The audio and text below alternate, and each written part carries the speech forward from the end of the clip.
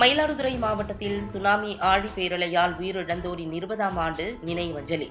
தரங்கம்பாடி கடற்கரையில் குடும்பத்தினர் தர்ப்பணம் கொடுத்து வழிபாடு. பேரணியாக சென்று நினைவு ஸ்தூபிக்கும் நினைவிடத்திற்கும் மெழுகுவர்த்தி ஏற்றி மலர் வளையம் வைத்து கண்ணீருடன் நினைவஞ்சலி. தமிழகத்தில் கடந்த 2004ஆம் ஆண்டு டிசம்பர் 26ஆம் தேதி சுனாமி ஆழி பேரலை தாக்கியது. இதில் மயிலாடுதுறை மாவட்டத்தில் உள்ள 28 மீனவ கிராமங்களைச் சேர்ந்த ஆயிரக்கணக்கான மீனவர்கள் பலியானார்கள். இதில் தரங்கம்பாடியில் மட்டும் 315 பேர் உயிரிழந்தனர்.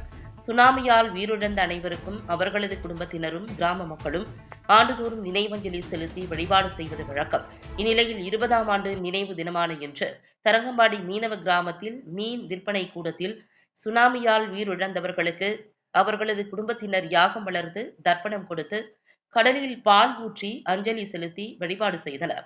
தொடர்ந்து கிராம மக்கள் கருப்பு பேட்ஜ் அணிந்து 1000க்கும் மேற்பட்டோர் மௌன ஊர்வலமாக தரங்கம்பாடி கடைவீதியில் உள்ள நினைவு ஸ்தூபிக்கு சென்று மெழுகுவர்த்தி ஏற்றி அஞ்சலி செலுத்தினர்.